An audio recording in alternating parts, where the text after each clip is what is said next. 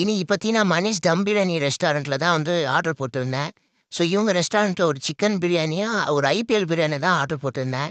So நல்ல பேக்கிங்ல வந்தது. So delivery ஆவப்போ வந்து ரைஸ்லாம் கொட்டிக்கூடாதுன்னு சொல்லிட்டு, நெறைய டேப் போட்டு நல்லா டெலிவரி பண்ணியிருந்தாங்க. நல்லாவே இருந்தது பேக்கிங்கு.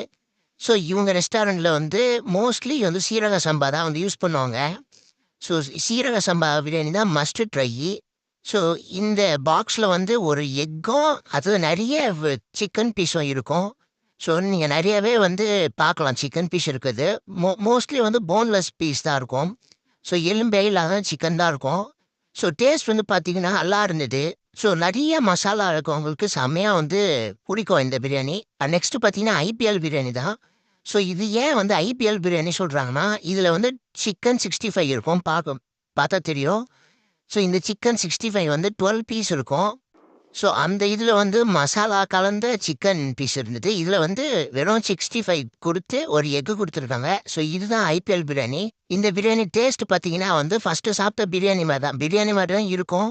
ஸோ இதுல வந்து சிக்கன் 65 தான் குடுத்துருப்பாங்க. ஸோ சிக்கன் 65யோட வச்சு சாப்பிடவும் நல்லாருக்கும். நீங்க பிரியாணி ஆர்டர் பண்ண போறீங்கன்னா, சால்னாவோட சேர்த்து ஆர்டர் போட்டுக்கோங்க. ஸோ சால்னா வந்து ₹20 சார்ஜு. ஸோ சால்னாவோட சேர்த்து சாப்பிடும்போது நல்லாவே இருந்தது. ஸோ இவங்க ரெஸ்டாரண்ட்ல வந்து நீங்க சாப்பிட்றீங்கன்னா, மறக்காம கமெண்ட்ஸ்ல சொல்லுங்க. முக்கியமா சப்ஸ்கிரைப் பண்ணிக்கோங்க. சப்ஸ்கிரைப் தான் மெயினு. ஸோ சால்னாவோட சேர்த்து சாப்பிடும்போது ஒரு தனி ஃப்ளேவரா இருந்தது. ஸோ அத இந்த பிரியாணியில தான் ஃபீல் பண்ண முடிஞ்சது.